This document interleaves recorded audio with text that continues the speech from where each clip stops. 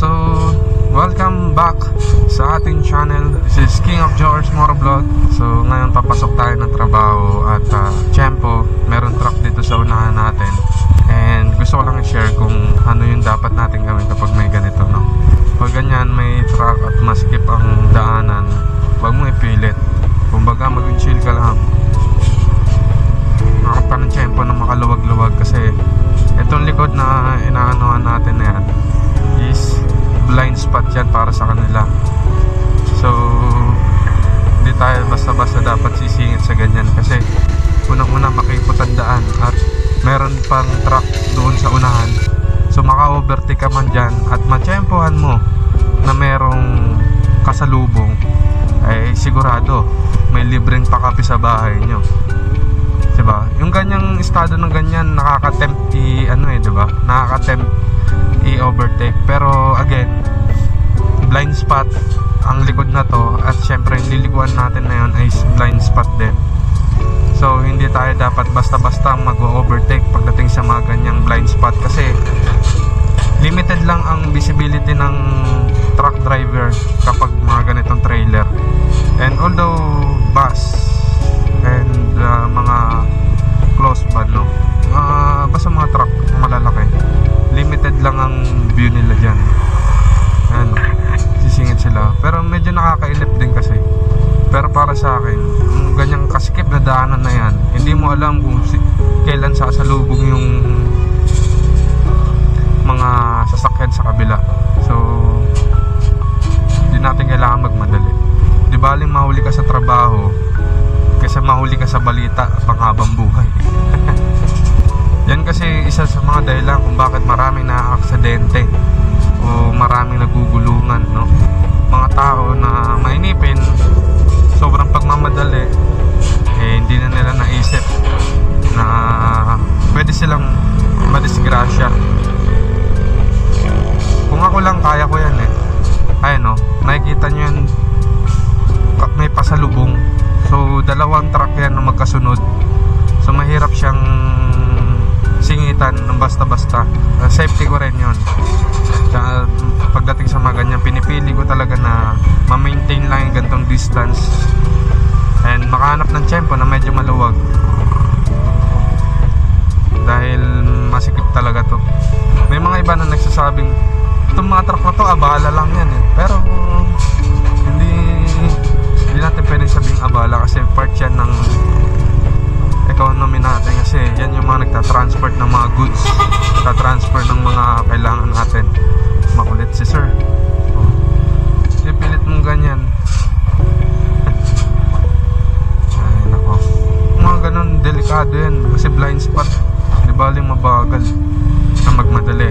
Hanap lang tayo ng maluwag-luwag o yung straight. Pero pag may mga ganyan paparating pang nasasakyan, wag muna kasi hindi mo matatansya yung bilis nung paparating. Kaya antay-antay ka lang. So hanap tayo ng maluwag kung saan tayo makakalusot kasi dalawa yan, no? Dalawang truck na magkasunod. So hindi tayo basta-basta dapat sisingit. Makasingit ka man dyan, maalpasan mo yung isa. Pero paano kung biglang mamereno yung kasunod na truck at hindi ka makita nitong nasa hulihan truck? Ganon din, may ipit ka rin. Kaya kailangan kung overtaken mo yan, dire-diretso na yan, makauna ka na. Kasi may napanood ako doon sa Facebook, dumaan lang din sa newsfeed ko, sumingit siya dito sa gilid and hindi siya napansin nung driver ng trailer and ayun, nagulungan siya kasi sumabit siya dun sa may bandang nguso. Buti na lang yung truck merong dashcam, so malinaw na mali nung rider yung ganon. Wala pa tayong makikita maluwag na spot and pagdating sa mga ganito kailangan may tamang speed ka rin at tamang distance kung mag-overtake ka sa ganyan.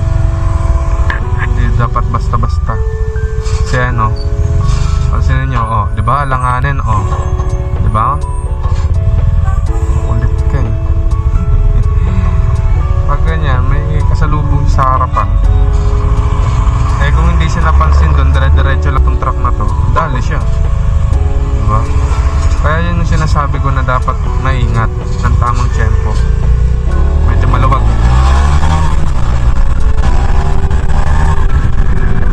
Alright. Yun ang kailangan natin gawin. Makahanap na maluwag at the same time hindi siya blind spot. Ano yung blind spot? Yung kanyang paligo, oh.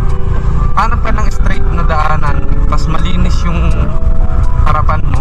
Although matatansya mong malayo pa yung nasa harapan mo, doon ka lang pwede mag-overtake para safe. Huwag ka mag-overtake ng merong curve kasi hindi mo mapapansin yung papunta sa'yo. So kailangan mo talagang tansyahin yung mga bagay-bagay sa buhay mo at para hindi ka maging kwento. Alright, so sana may natutunan kayo ngayong